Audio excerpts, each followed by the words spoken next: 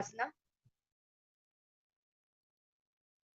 Purvachar parichovkasva soyi vahi vriyo kiji soyi. Now, keeping the neck in the same position, hold the soles of the feet, lean forward and down. Bring the forehead to the feet, gaze at the nose in Joni asana. तो वो पगतरे संपद करे ये made के दिंग धरे. Now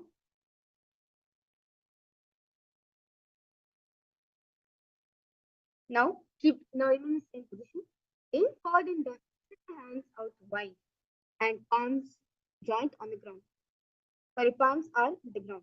Now bring the forehead to the ground behind the chin. Gaze at the nose in Nidhi Pavasana. Purabhavidi pari pagatali sampurushori yedi mini rashi.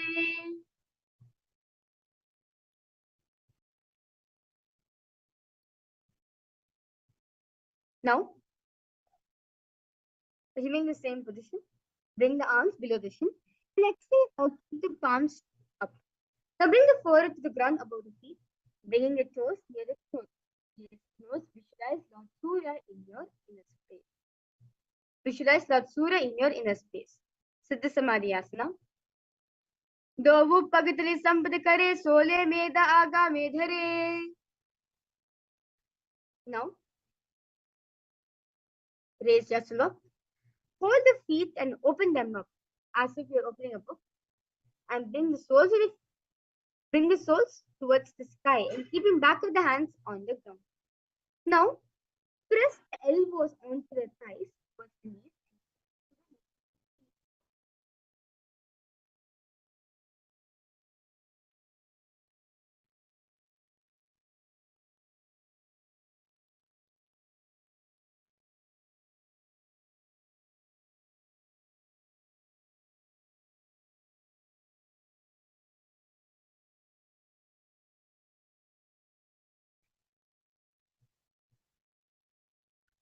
Dovu pagaki yedi dharti magva med lagave. Next asana is Sarpatokasana. Now keeping the legs in the same position, raise the hands on to gently press down. As you engage in the Uddiyana, that you pull your stomach in and up and gaze at the third eye in Sarpatokasana.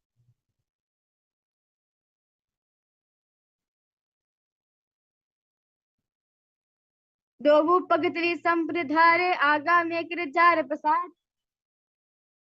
Now, in this position, slowly lift the heels and bring the toes down into the ground. Keep the hands on the ground and pull the stomach in and up in the Uddiyana Bandha. Place the hands on top of the respective knees, index and thumb.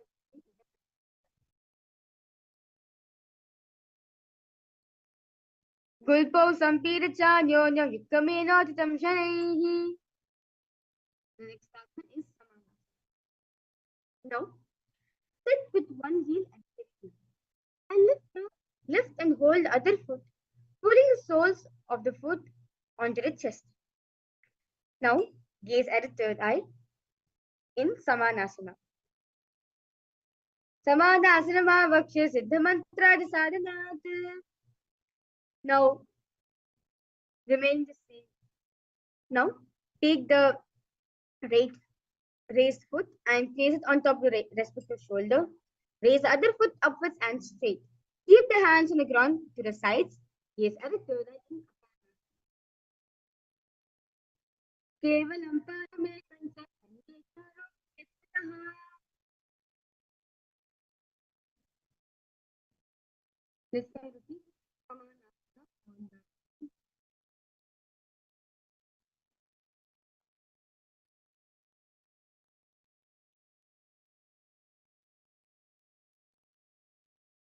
Samana asana vakshe siddha mantra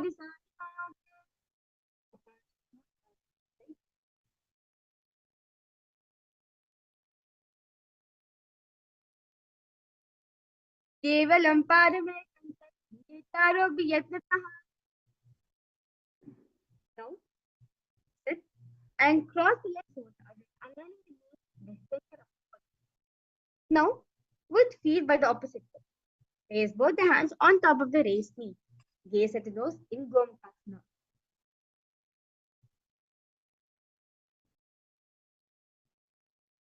Savya Dakshinagal Banto Prasthupashya Yojayate. Next asana is Anushasana. Now,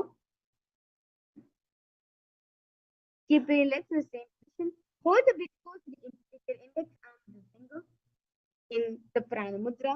Continue to engage the Garbhata. Gaze at the nose in Anushasana 1.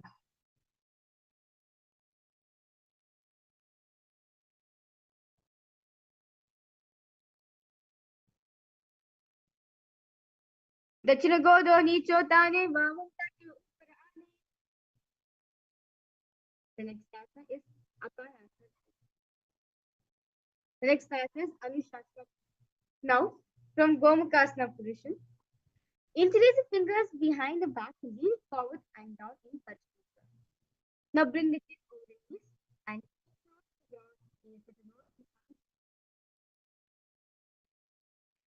जीवन गोदा की सुंदरी प्रदा गोदा की संति बुलाए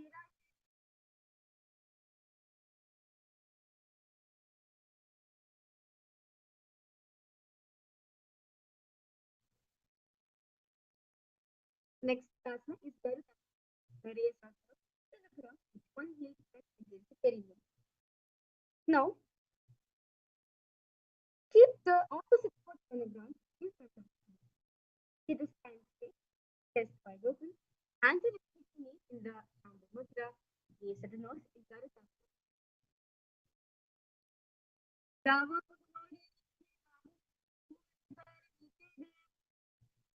Now repeat the same position. Interlace the fingers behind the neck in the mudra. Twist outside of the raised knee. Gaze at the third eye in Narasana. पिष्ट जुवाम पगतली केरी भूप्रिता ही लगा. Now place one foot on top of the opposite foot. Wrap this arm around the knee. Hold on to the opposite foot.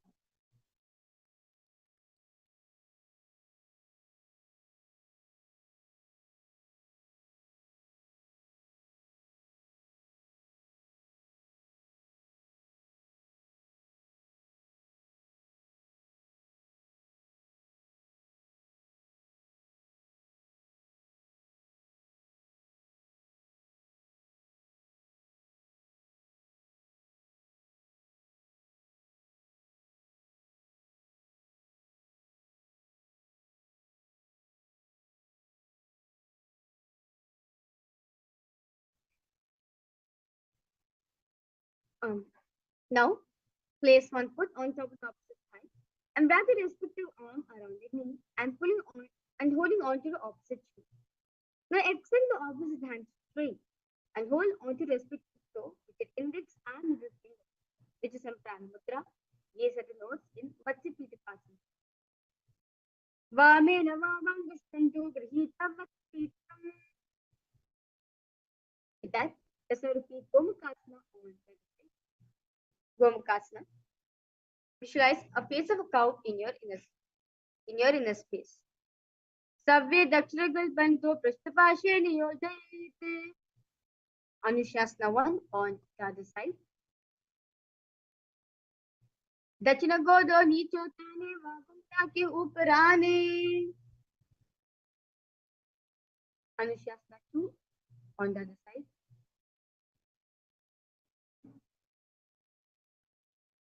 जीवना गोदा की संधि वृदा व गोदा की संधि मिला ये राशे.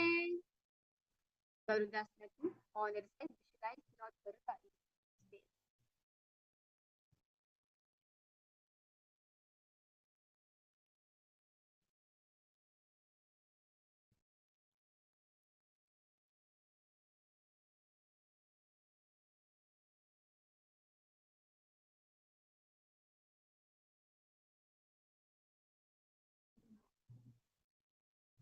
गावो पगमोरी येरी माहिरंगुल मूल द्वार नीचे दे. Naradasana visualize it. पिष्टजिह्वाम पवित्र तेरी गोप्यता ही लगावे फेरी मत्स्य पीठकासना on the side visualize avatar Mahavishnu वामेन वामंगुष्टन्तु गृहीतं मत्स्यपीठकम्. Now, next asana is Chandrasana. 1. Now place one foot on top of the opposite thigh and place the opposite foot on the ground on far side of the opposite thigh. Now twist and bring the elbow outside of the waist. Keep the arms by the neck. Turn the head back, gaze at the right in Chandrasana 1. Udaram paschima bhasam kritva tishtade yattah. Now, keeping the legs in the same position, now extend the hand down to the foot, keeping the opposite hand at the respective ear. Turn the head back, gaze at the right in Sukhasana. Asana kogna jolo jai. Next asana is Matsyendrasana 2. Now, keeping the opposite hand on the ground, turn the head back, gaze at the third eye in Matsyendrasana 2. Matsyendra Pitam Jadara Praditam Prachanduruk Mandala Khandanastram. Just now repeat Matsyendrasana 1 on the other side.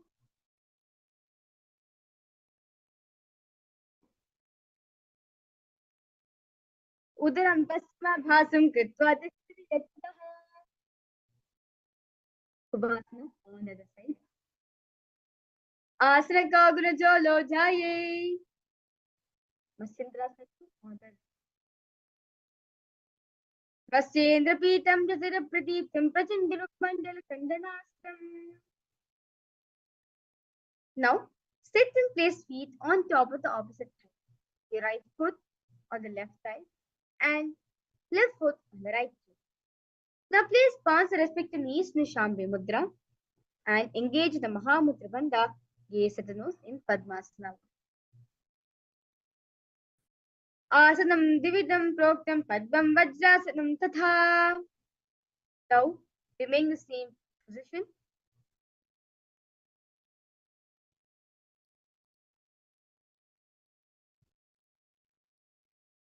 Cross the arms, hold onto your toes with the index and the finger in Pranamudra.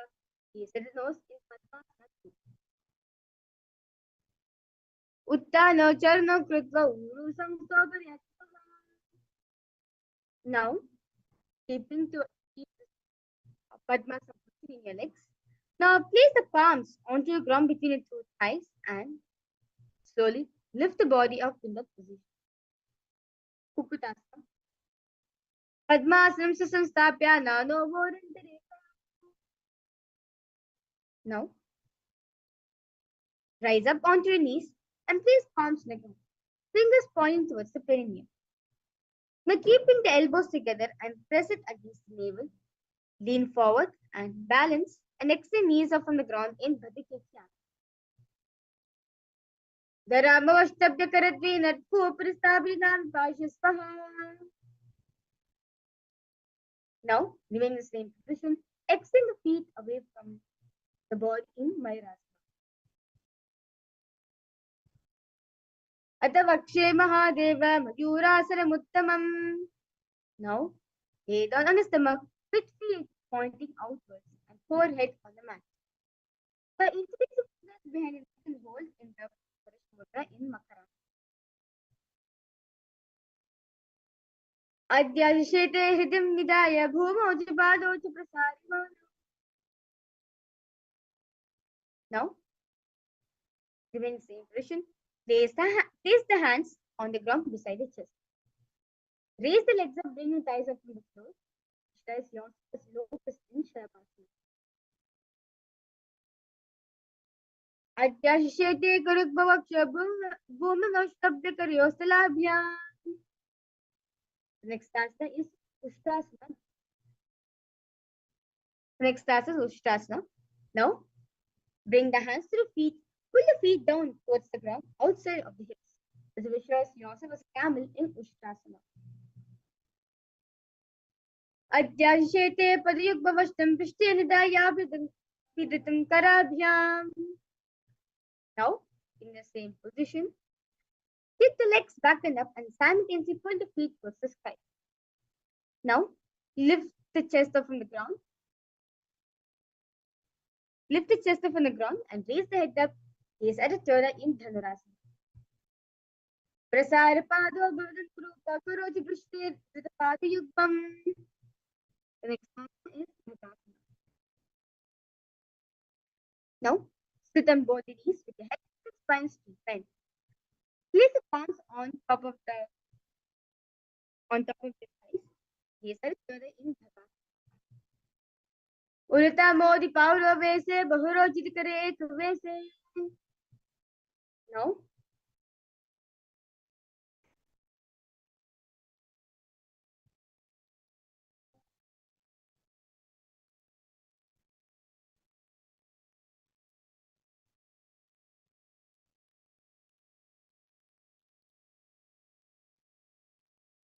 Gohyasana. From the knees, place four hands on the ground. Consider below shoulder, elbow, shoulder. Now, place top of the head on the ground and hold the back of the head with your hands in Shambhala Mudra. Slowly raise up, walk the toes forward until the hips align with the shoulder. Now, lift the feet, keeping the knees bent together against the chest. Touch the chin, gaze at the nose in Gohyasana.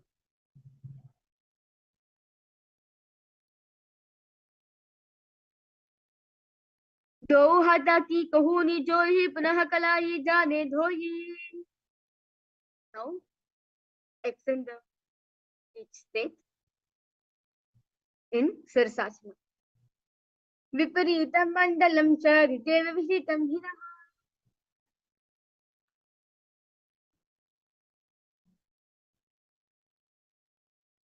Now relax yourself.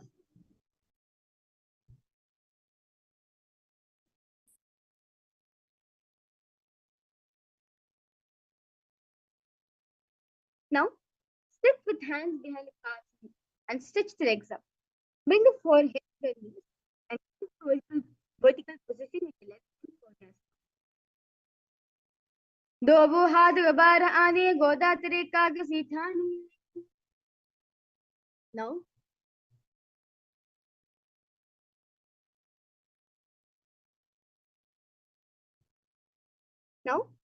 remain in the same position. Bring the hands behind, hold on to opposite shoulders. Keep the hips upright, legs straight, toes pointed, hold the breath in Parigasana. Uttan shining Kritva Padometa Visarya. Now, remain in the same position. Keep the elbows on the ground. Visualize yourself as a board. Now, Kasna. उत्तान शयनं पूर्वराभ्यां भूमिमस्तभ्य हस्तोनितं विधाय. Now, sit and lift. Scoop the hands under the knees and pull the feet vertically. Keep the spine straight, gaze at the nose in Vruttasana. पगथलिए संपत्ति करे हाथस्य बगु ऊंचाई. Now, lay down on your back with feet back. Place the palms down and just resting back. Lift the hips high.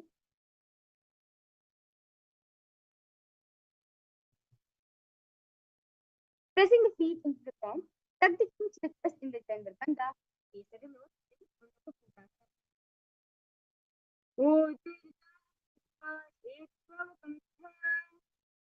Now, lay down on the back with arms facing upwards. Completely relax your whole body onto the ground. Let your whole body remain dead and let the supreme point of Hinduism liberate. Bring awareness to every single moment happening in you, in your system, in the Mudra. Shivasanam. Shivasanam. Uttanam Shavavad Bhumo Shiram Shivasanam. Ananda Paramashivoham Om